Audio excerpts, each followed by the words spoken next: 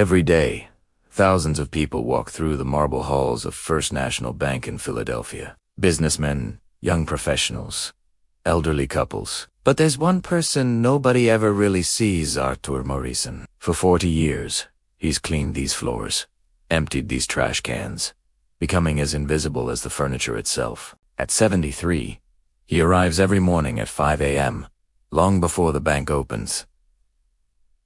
But this Tuesday was different. Arthur's hands trembled as he mopped. A sharp pain shot through his chest, a chilling reminder of the doctor's words.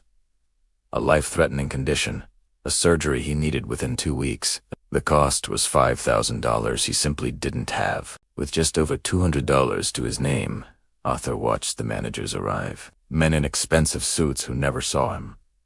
After a sleepless night, he made a decision. For the first time in 40 years, he wouldn't just clean the bank. He was going to ask for help.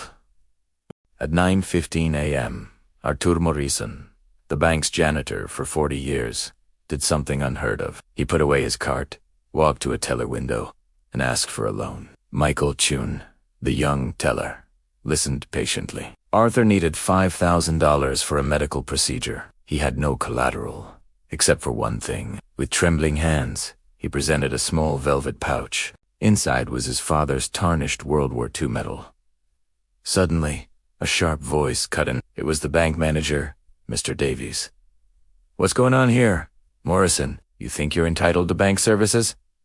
He snatched the medal.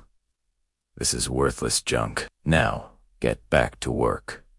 Humiliated, Arthur stood frozen as the manager tossed the medal onto the desk. But Michael, seeing the old man's devastation, spoke up. "Sir, bank policy requires me to document all collateral." Michael carefully picked up the medal, his eyes catching the strange engravings along its edge. He had a feeling this was no ordinary piece of junk. Michael stared at the medal, the numbers and letters etched into its surface seeming to mock him. 471944, TMLX 727. This was no ordinary war decoration. On a hunch, he typed the full sequence into the bank's collateral database. The screen didn't just flicker, it turned blood red. A security alert flared across the monitor. Legacy access code detected. This wasn't a piece of jewelry. It was a key. Michael's heart hammered against his ribs as more text appeared. The vault belonged to a James Arthur Morrison, deceased, and the sole beneficiary, Arthur William Morrison, the very man sitting across from him. "Arthur?" Michael's voice trembled. "How much do you know about your father?" He explained that the medal was the key to a safe deposit vault, untouched for over 70 years. Minutes later, the regional manager, Mrs. Hendricks, was leading them down to the lower levels, to a vault door straight out of history. "The medal, please," she said. Arthur watched, breathless, as she placed it into a special slot. With a groan of ancient metal, the massive door swung open.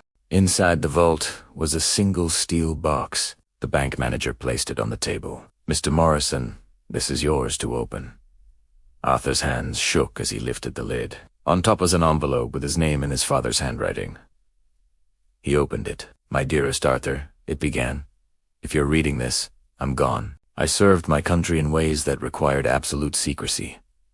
In return, I was given special investment opportunities. I lived simply because I wanted you to understand the value of work, to build your own character without the corruption of easy money.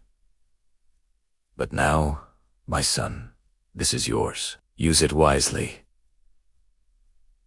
Beneath the letter were documents. The manager, wearing white gloves, examined them. Her eyes grew wide. "Mr. Morrison, these are bearer bonds, original stock certificates for IBM, AT&T, all from the 1940s. She calculated silently, then looked up. "A very conservative estimate. We're looking at $5.3 million. The news hit the bank like a tidal wave. Arthur Morrison, the quiet janitor everyone had ignored for 40 years, the man they'd just humiliated, was a multimillionaire. Mr. Davies, red-faced with shame, tried to apologize. But Arthur just looked at him with tired eyes and said, "I hope you learned something from this." Michael, the young teller, helped Arthur with all the paperwork. He refused any reward, but Arthur insisted. He set up a scholarship fund and made Michael the administrator, giving him the chance to pursue his dream of teaching financial literacy. After his successful medical procedure, Arthur returned to the bank, not to clean, but to establish a fund for employees in financial crisis. A letter was sent to everyone, ending with, "Every person you meet is fighting a battle you know nothing about. Every soul deserves dignity and respect." He taught them all a lesson. Never underestimate the invisible. Thanks for watching.